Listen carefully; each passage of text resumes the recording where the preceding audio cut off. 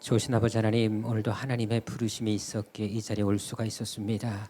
오늘도 불러주신 은혜 감사하며 이렇게 하나님 앞에 나와 찬양하며 기도할 수 있는 은혜와 특권 허락해 주심을 감사합니다. 이 발걸음 하나님께서 이 부르심이 헛된 시간이 되지 말게 하여 주옵시고, 오늘도 말씀을 듣다가 우리의 삶의 문제들이 해결함을 받게 하여 주옵시고, 또 몸의 아픈 부위들이 치유받는 역사 있게 하여 주옵시며, 기도 제목마다 응답받는 역사가 나타나도록 아버지 하나님 이 예배를 축복하여 주옵소서. 말씀을 듣겠으니 깨달을 수 있는 지혜도 허락하여 주옵시고, 온전히 이 시간 성령께서만 이 자리를 주장하시는 시간만 되게 하여 주옵소서. 존귀하신 예수님의 이름으로 기도드립니다. 아멘. 하나님 말씀 사도행전 5장 1절부터 11절까지 보도록 하겠습니다. 사도행전 5장 1절부터 11절까지 말씀입니다.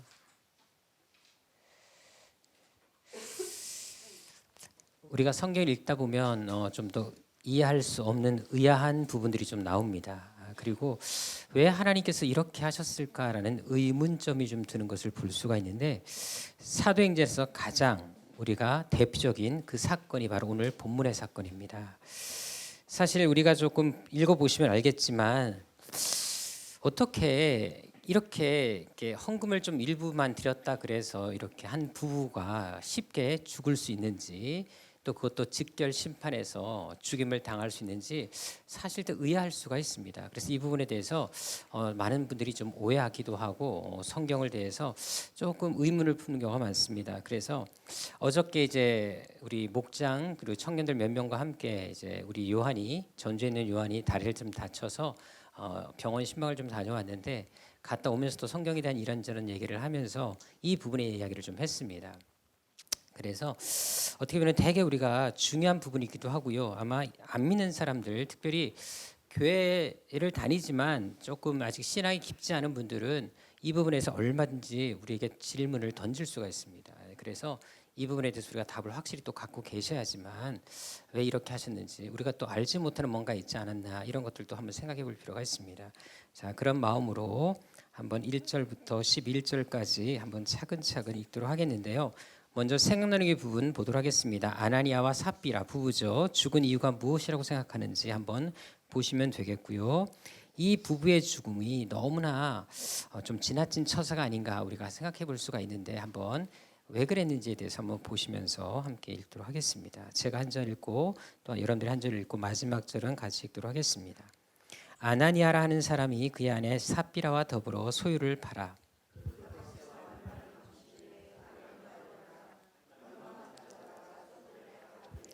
베드로가 이르되, 아나니아야, 어찌하여 사탄이 내 마음에 가득하여 내가 성령을 속이고 땅값 얼마를 감추었느냐.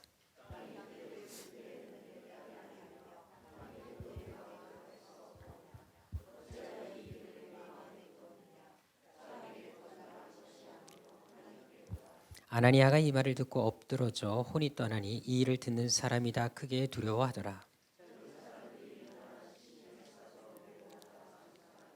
3시간쯤 지나 그의 아내가 그 일어난 일을 알지 못하고 들어오니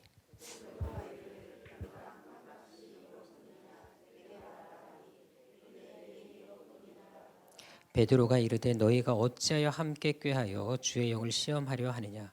보라, 내 남편을 장사하고 오는 사람들의 발이 문 앞에 이르렀으니 또 너를 메어 내가리라 하니,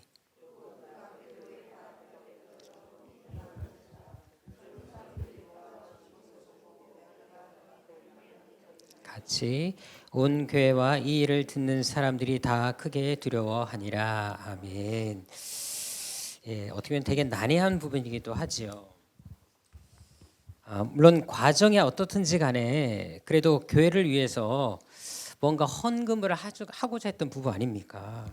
근데 단 한 번의 잘못으로 이렇게 죽이신다면 우리가 어떻게 하나님을 좀 섬길 때 좀 두려운 마음도 들고 좀 뭔가 불안하지 않겠습니까? 만약 이러면 생각해 봅시다. 아나니아 삽비라의 부부 사건이 돌아오는 주일날 우리 교회에서 일어난다면, 제가 어떤 한 부부를 딱 이렇게 세워서 왜 그랬냐 하며 딱 선포했을 때 부부가 딱 죽어 나간다면 어떤 일이 벌어질까요? 여러분 아마 난리 날 겁니다. 아마 매스컴부터 시작해서 아마 교회 매장되고 난리가 나지 않겠습니까? 자, 그렇다면 왜 하나님께서 이렇게 하신 것일까요? 자, 이 문제를 논하기 전에 먼저 살펴봐야 할 것이 두 가지가 있습니다. 먼저 당시 초대교회 상황을 한 가지를 꼭 보셔야 되고요. 또 한 가지는 바로 이 부부가 이렇게 행동하게 된 근본적인 이유를 보셔야 됩니다. 이거를 아셔야지만 이 사건이 왜 일어나게 됐는지 우리가 알 수가 있는데요. 한번 이제 하나하나 살펴보도록 하겠습니다. 더 쉽게 여러분들에게 질문 하나 던질게요. 자, 우리가 보통 알기로는 이 부부가 언제 마음을 바꾸고 변심을 하게 됐을까요? 자, 밭을 팔고 나서 팔기 전에. 막 찍으려고 하지 말고 좀 생각하고 대답하시면 좋을 것 같아요. 우리가 알고 있는 거는 팔고 나서 우리 그렇게 알고 있습니다. 과연 그럴까요? 자, 이런 것들도 이제 하나하나 다시 한번 살펴보도록 하겠습니다. 자, 우린 초대교회 상황에 대해서 먼저 보도록 하겠는데요. 우리가 아는 것처럼 우리가 지난주에 이미 다 배웠습니다. 초대교회가 당시 어떤 상황에 직면해 있었습니까? 외부적인 핍박 속에서 있었던 것을 우리가 볼 수가 있습니다. 그래서 사도행전 4장 2절을 보게 되면 또 3절까지 쭉 종교 지도자들이 예수의 복음을 전하는 것을 아주 싫어하죠. 그리고 이제 사도들을 감옥에 가두게 되는 것을 볼 수가 있습니다. 다시 말해서 이제 공개적으로 노골적으로 교회 핍박이 시작이 됩니다.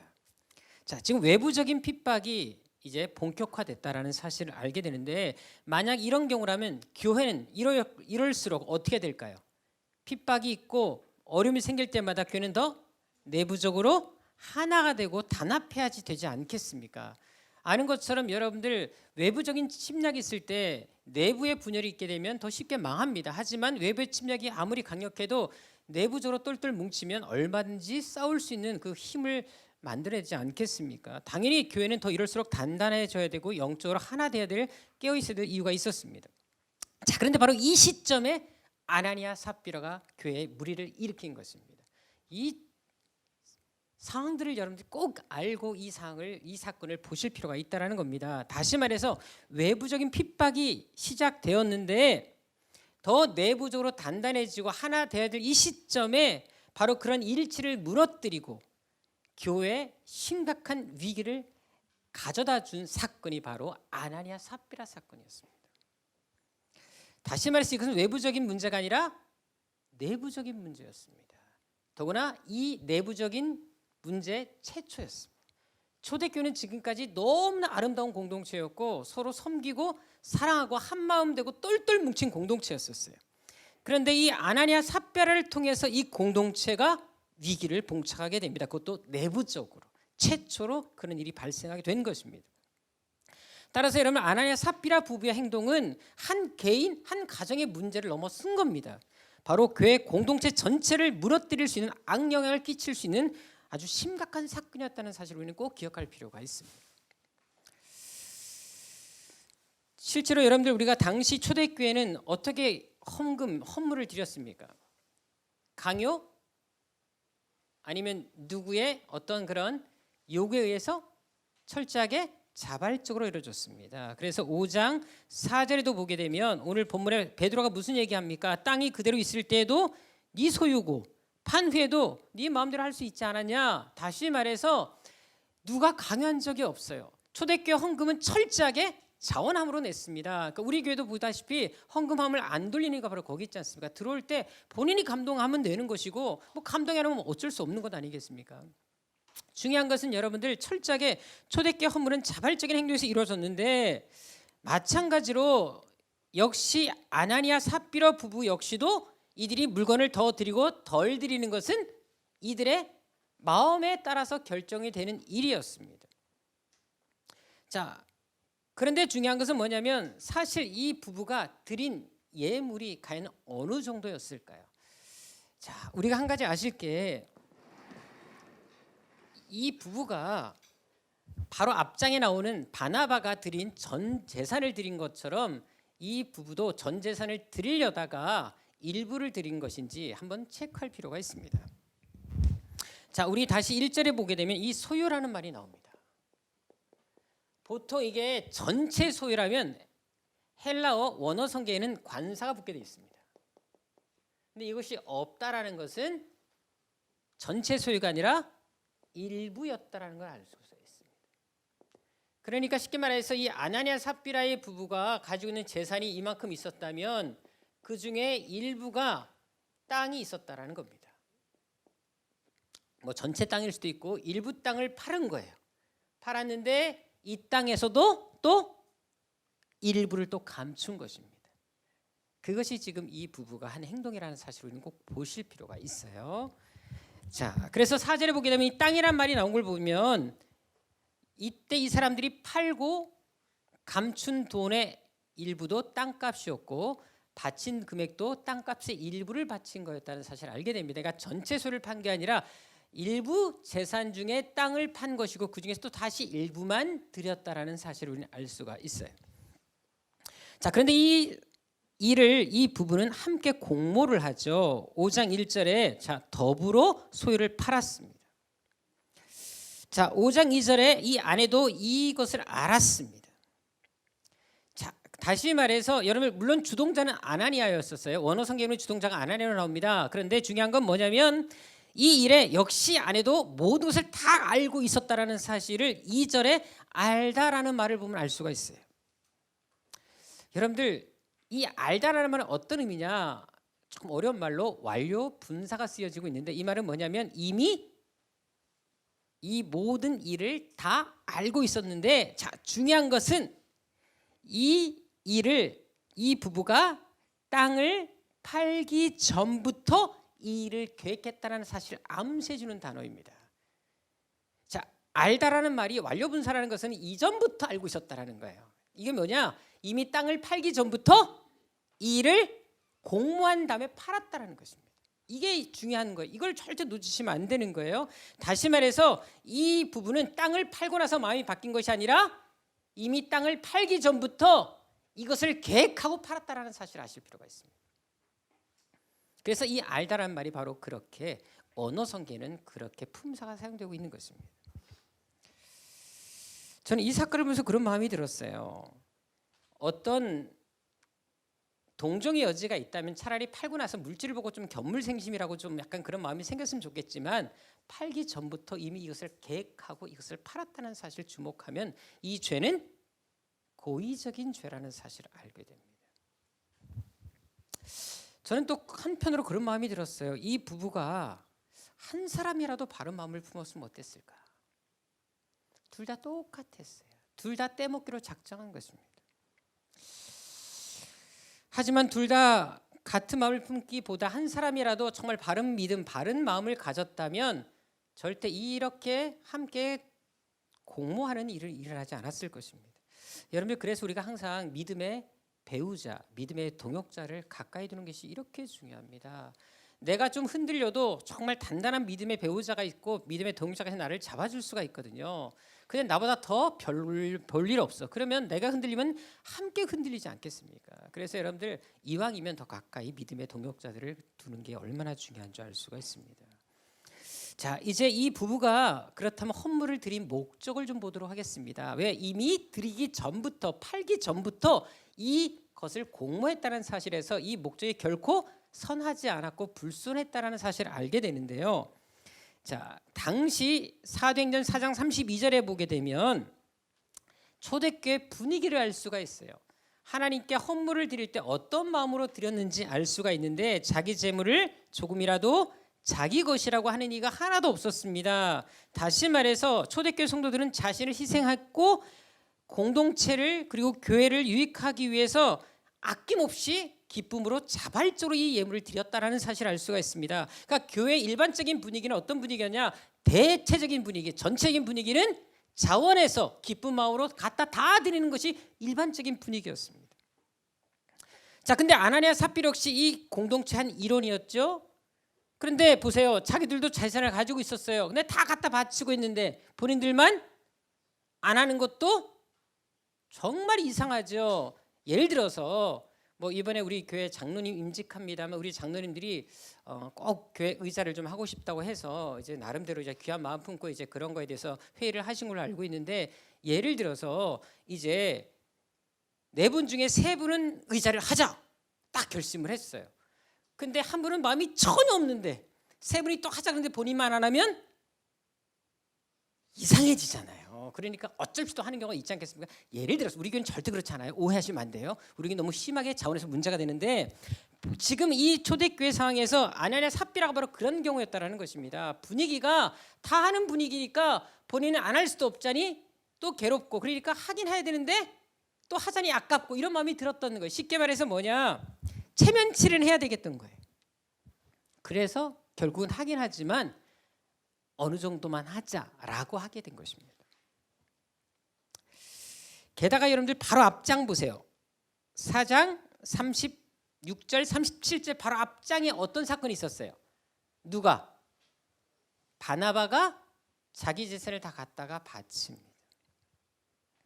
그러니까 보세요. 잘 보세요. 원래 재산 바치면 보세요. 앞에 4장 32절도 나와 있고 2장에도 나와 있는 것처럼 그런 일이 비일비재했으니까 당연히 만약에 정말로 이런 사건이 있었으면 다 기록해야 되잖아요. 그런데 이런 기록은 더 이상 하지 않고 오직 바나바에 왔을 때 이 사건을 기록합니다.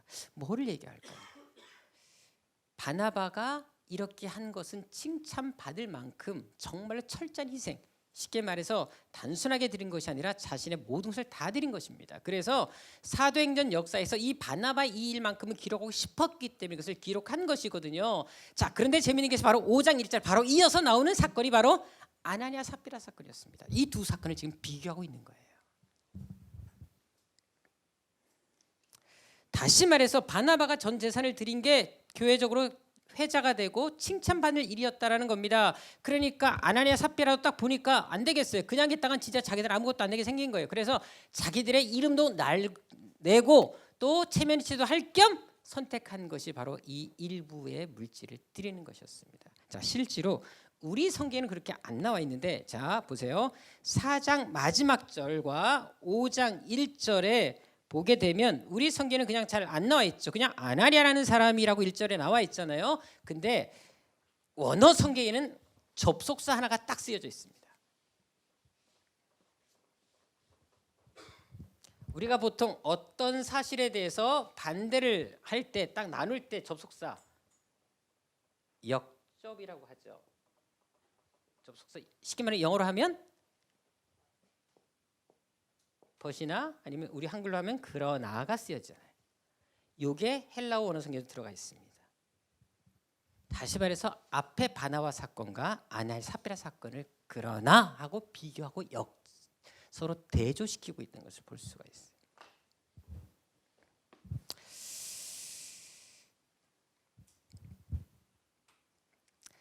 다시 말해서 이 부부가 지금 헌금하는 목적은 확실했습니다. 체면 치레와 앞에 바나바가 하니까 자기도 뭔가를 해야 되겠고 또 자신의 이름도 바나바처럼 알리고 싶었기 때문에 이렇게 한 것입니다. 물론 알렸죠. 죽었죠. 그게 차이가 있습니다.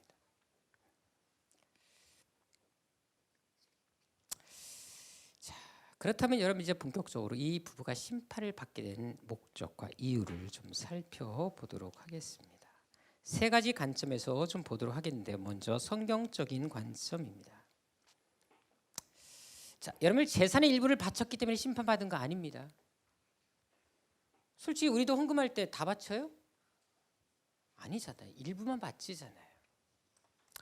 다 바쳐서 심판을 받은 것이 아니라 재산의 일부만 바쳤기 때문에 또 심판을 받은 것이 아니라 다 바친 것처럼 속였기 때문에 심판을 받은 것입니다. 다 바쳤다고 칭찬하고 적게 바쳤다고 비판하는 것이 성경은 얘기하는 게 아닙니다. 많이 바치든 적게 바치든 어떤 마음으로 드리냐가 참 중요하지 않겠습니까? 자, 3절에 보게 되면 베드로의 책망을 보세요. 어떻게 얘기하죠?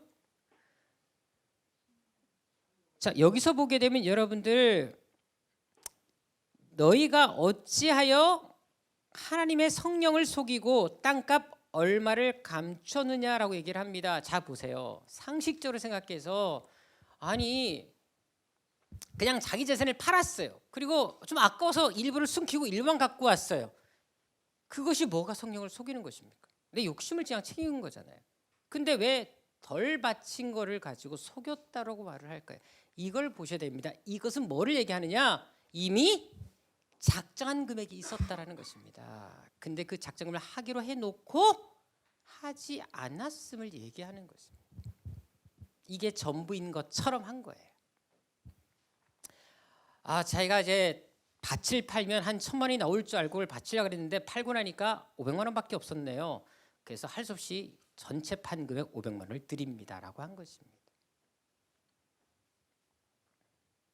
실제로 여기 감추매라는 단어가 나오잖아요. 자, 여러분들 얘기 재밌는 게 뭐냐면 70인역에 보게 되면 재밌는 게 표현이 나오는데 아간 사도행전 그 여호수아 7장 1절에 보게 되면 너무나 잘 알죠. 아간이 하나님께 바쳐진 물건을 도둑질하죠. 그로 인해서 이스라엘이 전쟁에 패하고 사람이 죽어나가는 것을 볼 수 있는데 아간이 바로 이렇게 하나님께 바쳐진 물건을 훔쳤다 할 때 이 단어가 똑같은 단어가 쓰여지고 있습니다. 다시 말해서 아나니아 삽비라 부부의 행위는 아간이 하나님의 것을 도둑질한 것과 동일한 범죄였다라는 사실을 언급한 것입니다.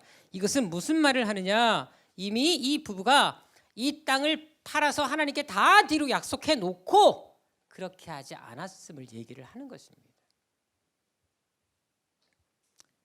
하나님께 작정해 놓고 그것을 지키지 않았음을 지금 말하는 것입니다.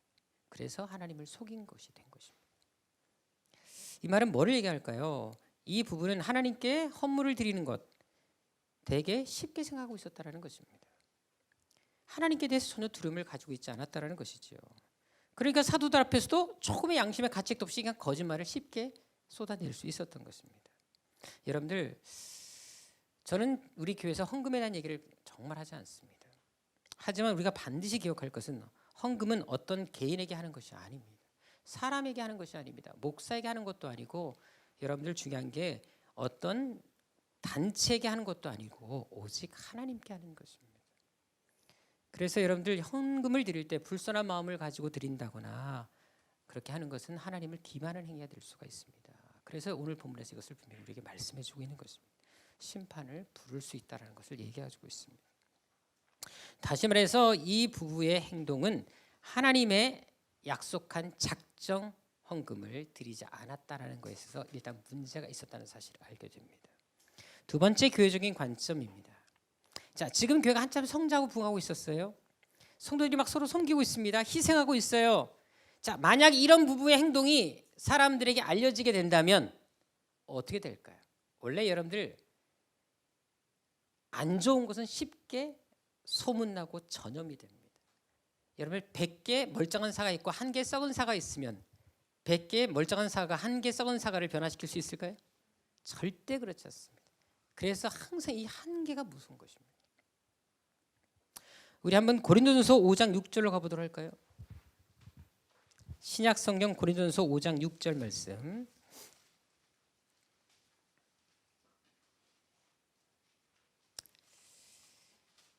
같이 읽어볼까요? 너희가 잘하는 것이 옳지 아니하도다. 적은 누룩이 온 덩어리에 퍼지는 것을 알지 못하느냐. 잘 보십시오. 여러분 작은 것 하나가 전체를 전염시킬 수 있다는 사실을 경고해서 바울이 이 얘기를 하고 있는 것입니다. 실제로 우리가 구약 성경에서 아간이 하나님께 바쳐진 물건을 훔침으로 인해서 전쟁이 패하고 사람들이 죽어나가게 되고 되게 불행한 일을 겪었는데 잘 생각해 보십시다. 만약 아간이 하나님의 것을 도둑질했을 때 그것을 용인했다면 어떤 일이 벌어졌을까요? 지금 여리고 전쟁은 가나안 전체 전쟁에서 가나안 정복 전쟁에서 몇 번째 전쟁이었습니까? 첫 번째 전쟁이었습니다. 자, 첫 번째 전쟁에서부터 단추가 잘못 깨집니다. 하나님의 것을 훔쳤습니다. 자, 그럼 어떤 일이 벌어질까요? 아간 같은 사람이 또 나오지 말라는 법이 반드시 또 나옵니다. 자, 그렇게 되면 가나안 전쟁은 거룩한 전쟁, 성전이었었어요. 하나님의 심판을 전하는 그런 전쟁이었거든요. 근데 중요한 건 뭐냐면 이 하나님의 심판에 도가는 이스라엘 백성들이 거룩한 전쟁을 치름에 있어서 욕심을 탐심을 품게 되면 이 전쟁의 의미는 사라지게 됩니다. 그리고 이 전쟁은 약탈을 일삼는 정말 도둑대와 같은 그런 전쟁으로 전락할 수밖에 없었습니다. 그래서 하나님은 초장에 아간을 죽이심으로 이스라엘 백성들에게 두려움을 주신 거고, 이 전쟁은 거룩한 전쟁임을 깨닫게 하실 필요가 있었습니다. 그래서 그 마지막까지 이 전쟁이 지켜질 수 있었던 것입니다. 아간 한 사람의 희생이 전체 공동체를 거룩하게 만든 것입니다. 마찬가지였습니다. 교회가 시작되는 시점이었어요. 거룩한 공동체를 유지하기 위해서는 이 부의 심판은 반드시 필요했던 것입니다. 이때 이 첫 시작을, 이 잘못을 용인해버리게 되면 초대교회는 무너질 수 있었습니다. 그래서 성도들의 봉사, 헌신, 순수한 섬김이 나쁜 방향으로 흐르지 않도록 철저히 막기 위해서 이 부의 심판이 필요했습니다. 더구나 막 뿌리를 내리고 있잖아요. 교회가 다 초신자들이었었어요. 그런 상황에서 한 사람의 잘못된 행동과 잘못된 판단, 선택이 교회 공동체에 얼마나 큰 해악을 미칠 수가 있었겠습니까? 더구나 하나님의 구속사역에 이것은 큰 지장을 가져둘 수 있었습니다. 하나님을 마음대로 기만할 수 있다는 사실이 알려지게 되면 하나님의 복음이 제대로 증거되겠습니까? 그래서 하나님은 이 일을 관과하지 않으신 것입니다. 실제로 11절에 보게 되면 이 사건 이후에 성도들이 두려움을 갖습니다. 더 헌신하게 됩니다. 따라서 이 심판은 교회를 더 교회되게 하고 성도를 더 성도되게 하는데 반드시 필요한 조치였다는 사실을 알게 됩니다. 더구나 3절과 9절에 보세요. 이 부부가 속인 대상은 누구였습니까? 사도들을 속였거든요. 근데 그것이 누구를 속인 것이 됐다고요? 3절 9절에 보게 되면 성령을 속이고 주의 영을 시험했답니다. 여러분 꼭 기억하실 필요가 있습니다. 교회는 세상적인 단체 모임이 아닙니다.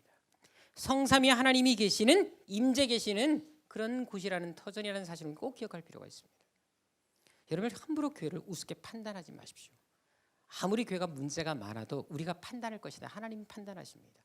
목사님들이 잘못을 간다 할지라도, 잘못된 길을 간다 할지라도 판단하지 마십시오. 하나님이 반드시 판단하실 날이 오실 것입니다. 자, 중요한 것은 이 부부는 교회를 우습게 여겼습니다. 그래서 사도들 앞에서도 조금 더 두려움없이 사도들을 속일 수 있었던 것입니다. 그래서 하나님이 심판하신 것입니다. 세 번째, 영적인 관점이 가장 중요한 관점입니다. 자, 3절에 보십시다. 3절에 보게 되면 베드로가 아나니아를 책망하죠. 여기서 중요한 단어가 있습니다. 이걸 놓치시면 안 돼요. 무슨 단어일까요? 사단이라는 단어입니다. 사탄 또는 사단. 우리 한글에서는 사단이 나오죠. 사탄. 자, 여기 보게 되면 이 부부의 마음에 사탄이 가득 차 있었다라는 사실을 알게 됩니다. 이게 되게 중요한 포인트입니다. 이걸 절대 놓치시면 안 돼요. 여기 특별히 가득했다는 말, 자, 사도행전 13장 52절로 가보도록 하겠습니다. 사도행전 13장 52절 말씀 같이 읽어볼까요? 자, 거기 충만했다는 단어가 여기 쓰인 말 가득 찼 단어가 똑같은 단어입니다. 다시 말해서 성령이 충만할 때 쓰여진 단어, 이 단어가 사단이 그 마음에 가득 찼다는 표현과 똑같은 표현입니다. 이 말은 뭐를 얘기할까요? 아나니아가 저지른 이 모든 행위 배후에는 누가 있었다? 사단이 있었다는 것입니다. 사단이 그를 통해 이 일을 주도했다라는 사실입니다. 정말 중요한 포인트입니다.